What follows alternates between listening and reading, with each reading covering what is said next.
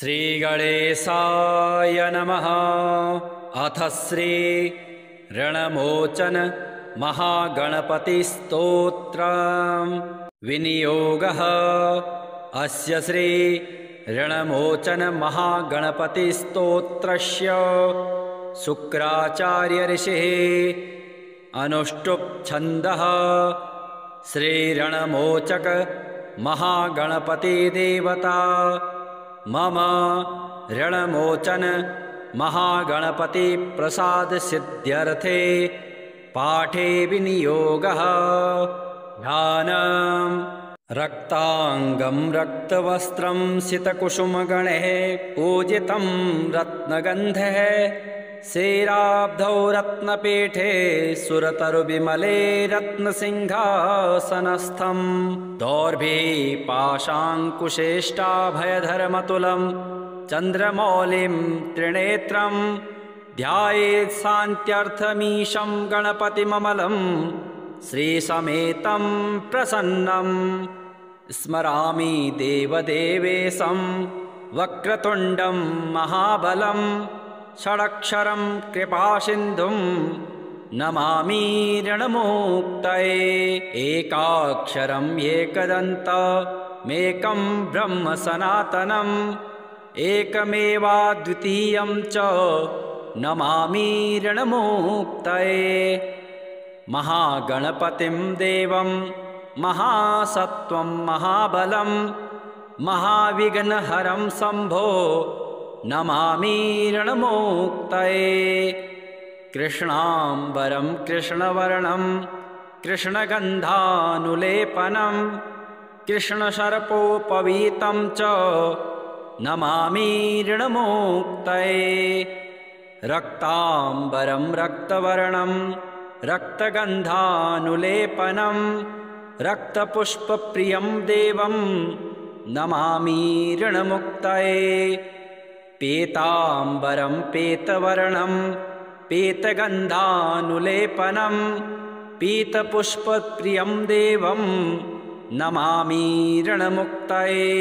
धूम्राम्बरं धूम्रवर्णं धूम्रगन्धानुलेपनं होमधूमप्रियं देवं नमामि ऋणमुक्तये। भालनेत्रं भालचन्द्रं पाशाङ्कुशधरं विभुं चामरालङ्कृतं देवं नमामि ऋणमुक्तये।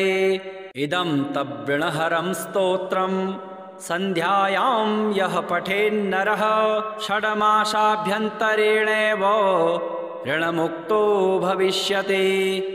स्मरामि देवदेवेशं वक्रतुण्डं महाबलं षडक्षरं कृपासिन्धुं नमामि ऋणमुक्तये।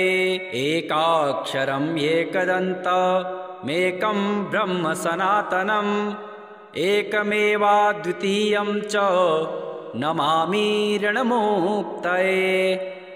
महागणपतिं देवं महासत्वं महाबलं महाविघ्नहरं शम्भो नमामि ऋणमुक्तये। कृष्णाम्बरं कृष्णवर्णं कृष्णगन्धानुलेपनं कृष्णशर्पोपवीतं च नमामि ऋणमुक्तये। रक्ताम्बरं रक्तवर्णं रक्तगन्धानुलेपनं रक्तपुष्पप्रियं देवं नमामि ऋणमुक्तये।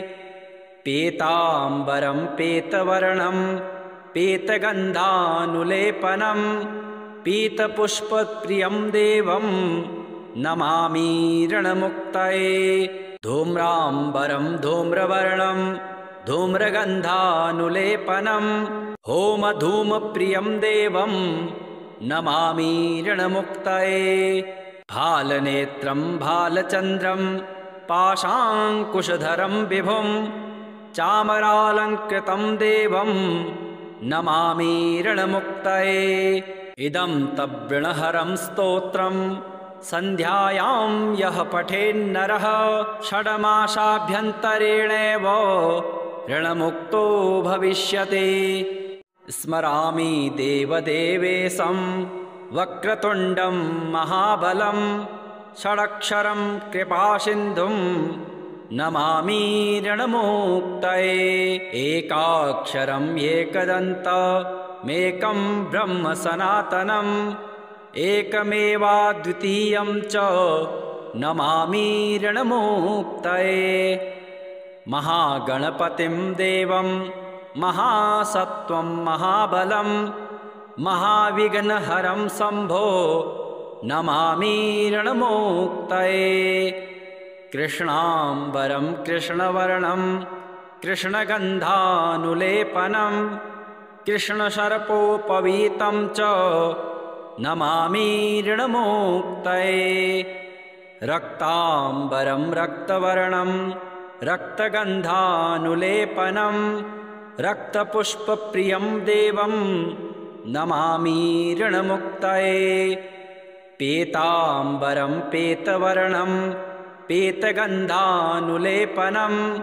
पीतपुष्पप्रियं देवं नमामि ऋणमुक्तये धूम्राम्बरं धूम्रवर्णं धूम्रगन्धानुलेपनं होमधूमप्रियं देवं नमामि ऋणमुक्तये भालनेत्रं भालचन्द्रं पाशाङ्कुशधरं विभुं चामरालङ्कृतं देवं नमामि ऋणमुक्तये इदं तव्ऋणहरं स्तोत्रं सन्ध्यायां यः पठेन्नरः षड्मासाभ्यन्तरेणेव ऋणमुक्तो भविष्यति स्मरामि देवदेवेशं वक्रतुण्डं महाबलं षडक्षरं कृपासिन्धुं नमामि ऋणमुक्तये एकाक्षरम् एकदन्तमेकं ब्रह्म सनातनम् एकमेवाद्वितीयं च नमामि ऋणमुक्तये महागणपतिं देवं महासत्त्वं महाबलं महाविघ्नहरं शम्भो नमामि ऋणमुक्तये कृष्णाम्बरं कृष्णवर्णं कृष्णगन्धानुलेपनं कृष्णशर्पोपवीतं च नमामि ऋणमुक्तये रक्ताम्बरं रक्तवर्णं रक्तगन्धानुलेपनं रक्तपुष्पप्रियं देवं नमामि ऋणमुक्तये पीताम्बरं पीतवर्णं पीतगन्धानुलेपनं पीतपुष्पप्रियं देवं नमामि ऋणमुक्तये धूम्राम्बरं धूम्रवर्णं धूम्रगन्धानुलेपनं होमधूमप्रियं देवं नमामि ऋणमुक्तये भालनेत्रं भालचन्द्रं पाशाङ्कुशधरं विभुं चामरालङ्कृतं देवं नमामि ऋणमुक्तये इदं तव्ऋणहरं स्तोत्रं सन्ध्यायां यः पठेन्नरः षड्मासाभ्यन्तरेणेव ऋणमुक्तो भविष्यति स्मरामि देवदेवेशं वक्रतुण्डं महाबलं षडक्षरं कृपासिन्धुं नमामि ऋणमुक्तये एकाक्षरम् एकदन्तमेकं ब्रह्म सनातनम् एकमेवाद्वितीयं च नमामि ऋणमुक्तये महागणपतिं देवं महासत्त्वं महाबलं महाविघ्नहरं शम्भो नमामि ऋणमुक्तये कृष्णाम्बरं कृष्णवर्णं कृष्णगन्धानुलेपनं कृष्णशर्पोपवीतं च नमामि ऋणमुक्तये रक्ताम्बरं रक्तवर्णं रक्तगन्धानुलेपनं रक्तपुष्पप्रियं देवं नमामि ऋणमुक्तये पीताम्बरं पीतवर्णं पीतगन्धानुलेपनं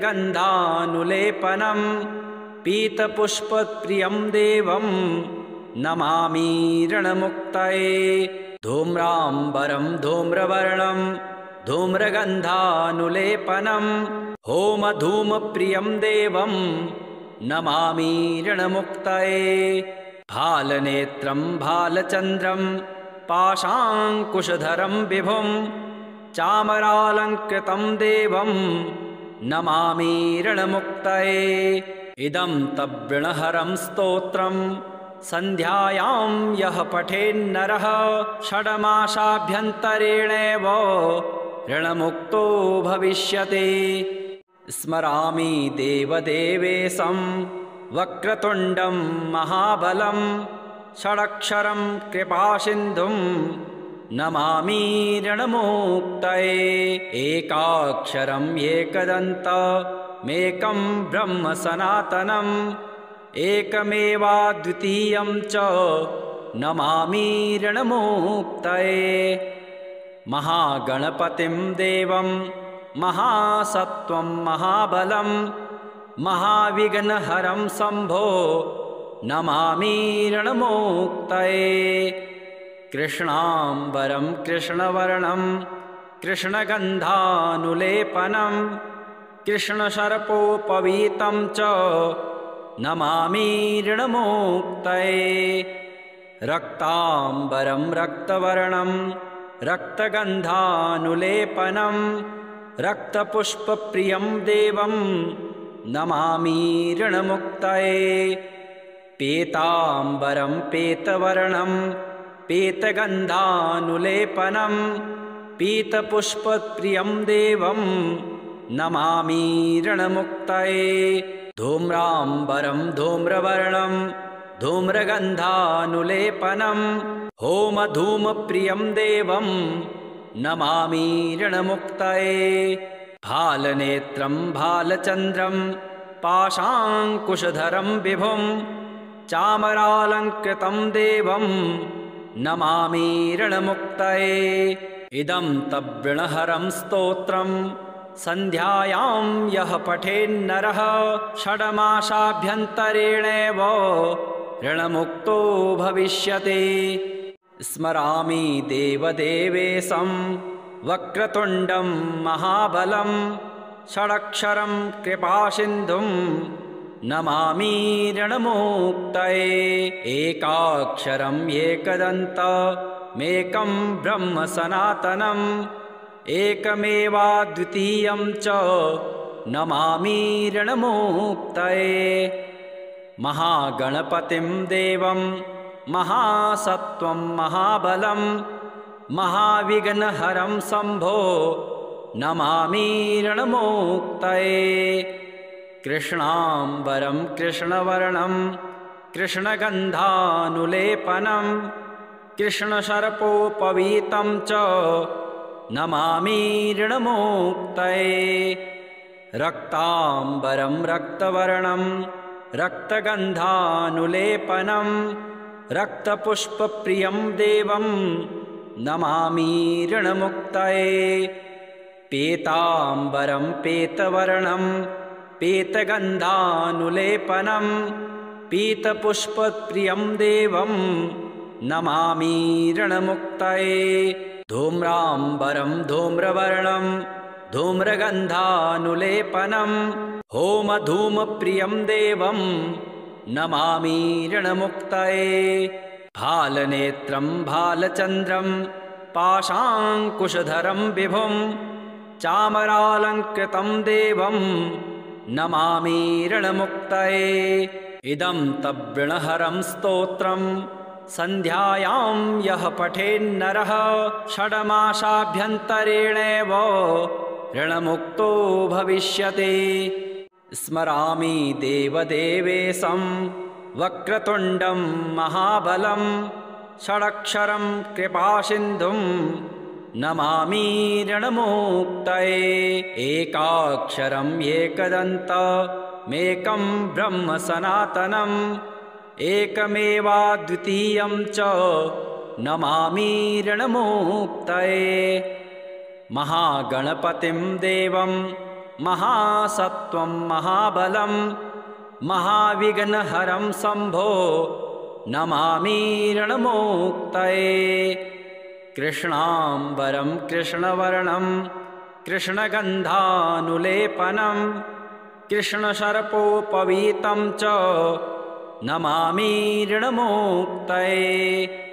रक्ताम्बरं रक्तवर्णं रक्तगन्धानुलेपनं रक्तपुष्पप्रियं देवं नमामि ऋणमुक्तये। पीताम्बरं पीतवर्णं पीतगन्धानुलेपनं पीतपुष्पप्रियं देवं नमामि ऋणमुक्तये।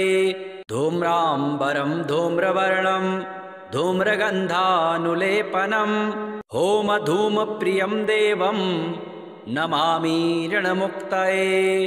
भालनेत्रं भालचन्द्रं पाशाङ्कुशधरं विभुं चामरालङ्कृतं देवं नमामि ऋणमुक्तये। इदं तव्ऋणहरं स्तोत्रं सन्ध्यायां यः पठेन्नरः षड्मासाभ्यन्तरेणेव ऋणमुक्तो भविष्यति। स्मरामि देवदेवेशं वक्रतुण्डं महाबलं षडक्षरं कृपासिन्धुं नमामि ऋणमुक्तये। एकाक्षरम् एकदन्तमेकं ब्रह्म सनातनम् एकमेवाद्वितीयं च नमामि ऋणमुक्तये। महागणपतिं देवं महासत्त्वं महाबलं महाविघ्नहरं शम्भो नमामि ऋणमुक्तये। कृष्णाम्बरं कृष्णवर्णं कृष्णगन्धानुलेपनं कृष्णशर्पोपवीतं च नमामि ऋणमुक्तये। रक्ताम्बरं रक्तवर्णं रक्तगन्धानुलेपनं रक्तपुष्पप्रियं देवं नमामि ऋणमुक्तये। पीताम्बरं पीतवर्णं पीतगन्धानुलेपनं पीतपुष्पप्रियं देवं नमामि ऋणमुक्तये। धूम्राम्बरं धूम्रवर्णं धूम्रगन्धानुलेपनं होमधूमप्रियं देवं नमामि ऋणमुक्तये। भालनेत्रं भालचन्द्रं पाशाङ्कुशधरं विभुं चामरालङ्कृतं देवं नमामि ऋणमुक्तये। इदं तव्ऋणहरं स्तोत्रं सन्ध्यायां यः पठेन्नरः षड्मासाभ्यन्तरेणेव ऋणमुक्तो भविष्यति।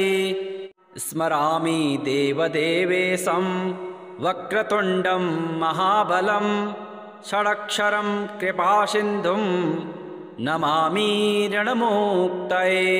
एकाक्षरम् एकदन्तमेकं ब्रह्म सनातनम् एकमेवाद्वितीयं च नमामि ऋणमुक्तये।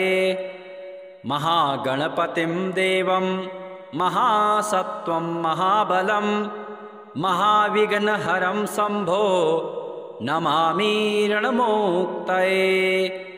कृष्णाम्बरं कृष्णवर्णं कृष्णगन्धानुलेपनं कृष्णशर्पोपवीतं च नमामि ऋणमुक्तये।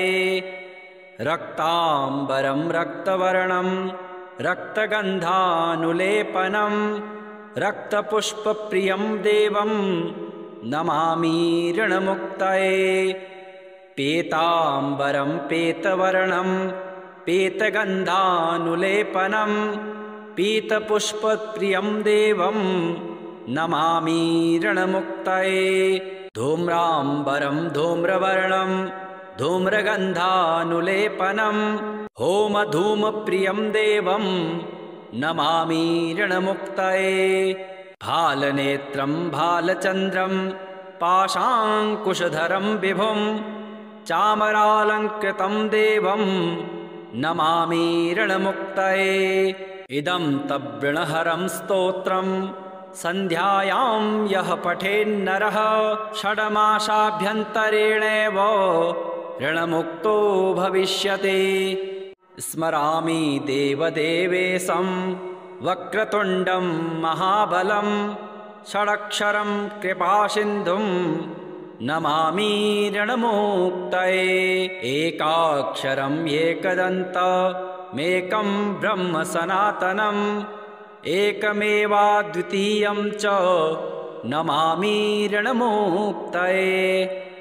महागणपतिं देवं महासत्त्वं महाबलं महाविघ्नहरं शम्भो नमामि ऋणमुक्तये। कृष्णाम्बरं कृष्णवर्णं कृष्णगन्धानुलेपनं कृष्णसर्पोपवीतं च नमामि ऋणमुक्तये। रक्ताम्बरं रक्तवर्णं रक्तगन्धानुलेपनं रक्तपुष्पप्रियं देवं नमामि ऋणमुक्तये। पीताम्बरं पीतवर्णं पीतगन्धानुलेपनं पीतपुष्पप्रियं देवं नमामि ऋणमुक्तये। धूम्राम्बरं धूम्रवर्णं धूम्रगन्धानुलेपनं होमधूमप्रियं देवं नमामि ऋणमुक्तये। भालनेत्रं भालचन्द्रं पाशाङ्कुशधरं विभुं चामरालङ्कृतं देवं नमामि ऋणमुक्तये। इदं तव्ऋणहरं स्तोत्रं सन्ध्यायां यः पठेन्नरः षड्मासाभ्यन्तरेणैव ऋणमुक्तो भविष्यति।